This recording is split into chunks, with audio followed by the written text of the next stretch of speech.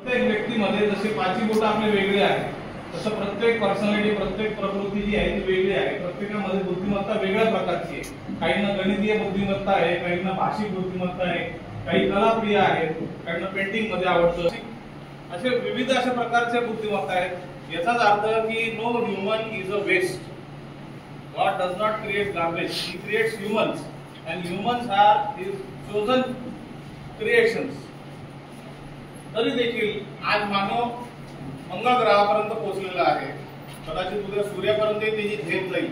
आणि म्हणून आर्टिफिशियल इंटेलिजन्सची जी गरज आहे की तुम्हाला त्या येणाऱ्या ज्या हॉरायझन्स आहेत ते खुणावत आहेत.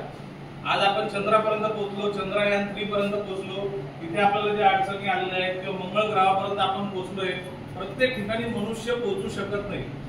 आणि म्हणून आर्टिफिशियल इंटेलिजन्सची जी आवश्यकता आहे याचं सकारात्मक बाजू घेऊन आपल्याला या कार्यक्रमाचं विद्यार्थ्यांपर्यंत पोहोचवायचं कारण एवढंच आहे की आजची जनरेशन खूप स्मार्ट आहे. Students are smarter than their teachers, than their guides. असं लक्षात आल्या कारणाने आपल्याला जे ज्ञान आहे त्याच्याकडनं अज्ञाताकडे जो अंधार आहे तो दूर करण्यासाठी आपल्याला आर्टिफिशियल इंटेलिजन्सची कदाचित गरज लागणार आहे. आणि म्हणून त्या अनुषंगाने बालवैज्ञानिक तयार व्हावेत. त्याचा जो मेन मोटो आहे तो आहे सायंटिफिक कन्सर्न. म्हणजे प्रत्येक विद्यार्थ्याला वैज्ञानिक कन्सर्न असली पाहिजे, ज्याला आपण वैज्ञानिक कार्यकारण भाव असे म्हणतो. आणि विश्लेषणात्मक विचारांची जागृती, ज्याला आपण अनालिटिकल थिंकिंग म्हणतो. प्रत्येक मनुष्य विचार करतो.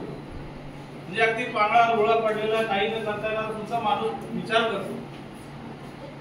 एक शास्त्रज्ञ येऊन गेले बघा, ज्यांना चालता येत नव्हतं, बोलता येत नव्हतं, फक्त विचारांच्या जोरावर त्यांनी ब्लॅक होलचं मला वाटतं ते स्टीफन हॉकिंग होते. यांनी अतिशय आउटस्टँडिंग असं काम केलं. चेअर बनवून होती. म्हणजे बघा अशक्य काही नाही. इंटेलिजन्सचा वापर करून आर्टिफिशियल इंटेलिजन्स क्रिएट करणं आणि आपल्या मानवी ज्या मर्यादा आहेत त्यांच्यावर विजय मिळवणं हे आर्टिफिशियल इंटेलिजन्सचा कदाचित आपला प्रयोग असणार आहे. आणि म्हणून यामध्ये बालवैज्ञानिक तयार व्हावे यासाठी अगदी कानाकोपऱ्यातल्या ज्या शाळा आहेत जसं आपल्या आहेत किंवा अतिशय दुर्गम भागांमधल्या शाळा आहेत यांच्यामधनं रिअल इंटेलिजन्स बाहेर यावं. विद्यार्थ्यांमधला सुप्त गुण तुमच्यामध्ये जे काही चांगले पोटेन्शियल्स आहेत याचा शोध घेऊन आर्टिफिशियल इंटेलिजन्स आणि पोटेन्शियल कन्सर्न्स असा हा विषय घेऊन आपल्याला राष्ट्रीय पातळीवर वैज्ञानिक म्हणून होण्याची संधी आहे. आता या पीडीएफचा मी अभ्यास केला. त्याच्यामध्ये 1 जुलै पासून ते 14 सप्टेंबर पर्यंत हा कार्यक्रम आपल्याला करायचा आहे. जेणेकरून जी राष्ट्रीय पातळीवर जी स्पर्धा आहे 20 नोव्हेंबरला ती असणार आहे मुंबईला नेहरू सायन्स सेंटर येथे. आता तुम्ही म्हणा की 1 जुलै ते 15 जुलै हा जो 15वाडा इथे आपल्याला तालुका लेवलला हे कॉम्पिटिशन 2 विद्यार्थी आपल्या तळोदा तालुक्यातनं ते द्यायचे, निवडून द्यायचे. त्यासाठी आपलं काम आता सुरू करावं लागणार आहे. कारण आज आपली 8 तारीख आहे. We have only 1 week. आता हे जे आलेलं होतं त्यानंतर आपल्यापर्यंत पोहोचत त्याला आठवडा लागला. कारण याला बऱ्याचशा गोष्टी असतात, ऑफिशियल फॉर्मॅलिटीज असतात. ठीक आहे, लेट बट नॉट लिस्ट आपण याच्यावर काम करायला सुरुवात करू. त्यानंतर 16 जुलै ते 5 ऑगस्ट पर्यंत जिल्हा लेवलला 2 विद्यार्थी निवडून द्यायचे आहेत. 14 ऑगस्ट 2024 पर्यंत डिव्हिजनल लेवल ज्याला आपण नाशिक विभाग म्हणतो तिथपर्यंत आपल्याला हे सबमिशन ते शिक्षण मंडळातील लोक जे आहेत ते करणार आहेत, जे निरीक्षक आहेत ते करणार आहेत. या सर्वांसाठी आपली तयारी पाहिजे की आपला जो होमवर्क आहे हे पुढच्या गोष्टींसाठी आपला अभ्यास सफर न होता आपला जो काही पाठ्यक्रम आहे तो किंवा आपलं जे सिलेबस आहे ते कम्प्लीट करून आपल्या एक्झामिनेशन कम्प्लीट करून आपल्याला जो वैज्ञानिक याला जिवंत ठेवायचा आहे आणि त्याला वाढवायचं. 16 ऑगस्ट ते 23 ऑगस्ट पर्यंत डिव्हिजनल लेवलला 2 विद्यार्थ्यांचं सिलेक्शन होईल नाशिक विभागाला. आणि 31 ऑगस्ट पर्यंत असे आपल्या महाराष्ट्रामध्ये 8 डिव्हिजन्स आहेत. प्रत्येक डिव्हिजन मधून 2 विद्यार्थी असे 16 विद्यार्थी यातनं तयार होणार आहेत.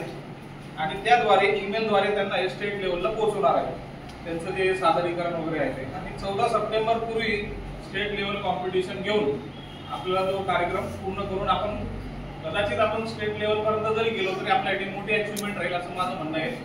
पण जसं डॉक्टर अब्दुल कलाम म्हणतात की no failure but no aim is a crime. की अपयश नाही परंतु कमी आपल्या ज्या काही आकांक्षा आहेत त्या ठेवणं हे पाप आहे.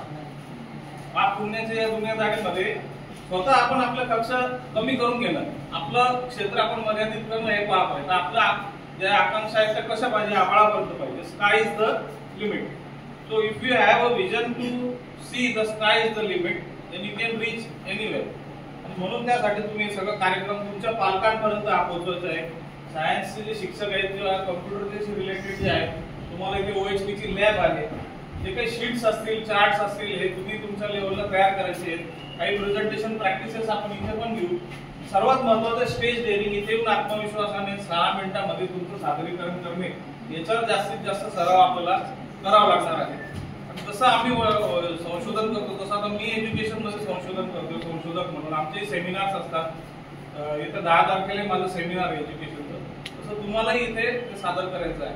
तुम्हाला काही आवश्यकता वाटली, माझी वाटली किंवा इतर शिक्षकांची वाटली, किंवा आणखीन काही जिल्हा लेवलला काही तज्ञ शिक्षक आहेत, माझे सन्मित्र सहकारी आहेत, ते देखील आर्टिफिशियल इंटेलिजन्सवर काम करत आहेत, त्यांची जर मदत लागली तर निश्चित तुम्हाला मी ती मिळवून देण्याचा प्रयत्न करेल. फक्त तुमचा प्रामाणिकपणा, मेहनत करण्याची तयारी आणि थोडाफार खर्च उचलण्याची तयारी तुम्ही ठेवली, बाकी खर्च जो असेल तो शाळा लेवलला आम्ही मॅनेज करण्याचा प्रयत्न करूच.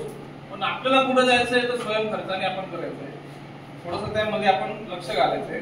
फार काही जास्त खर्च लागणार नाही, परंतु तुमच्या बुद्धीचा खर्च तुम्हाला जास्त करावा लागणार आहे. तुमचा अमूल्य वेळ तुम्हाला खर्च करावा लागणार आहे. तुमचं शैक्षणिक नुकसान नव्हतं, हे सगळं अचीव्ह केलं तर एकूण 100 गुणांची हे सगळी काही कार्यपद्धती आहे. तुम्हाला कसं करायचं हे सर्वांना मी ग्रुपवरती शेअर करून द्यायला लावतो हा प्रोग्राम. तुम्ही घरी जाऊन वाटतं स्प्रेड करा, सायबरमधनं करा, घरच्यांना दाखवा, याचा अभ्यास करा. जसं मी सखोल अभ्यास केला, एक अर्धा तास मी याचा अभ्यास करून तुमच्या समोर आलेलो आहे. त्यावरील जे पारितोषिक आहेत, फक्त एक दरमहा म्हणजे प्रत्येकी एक विद्यार्थी जो फायनल सिलेक्ट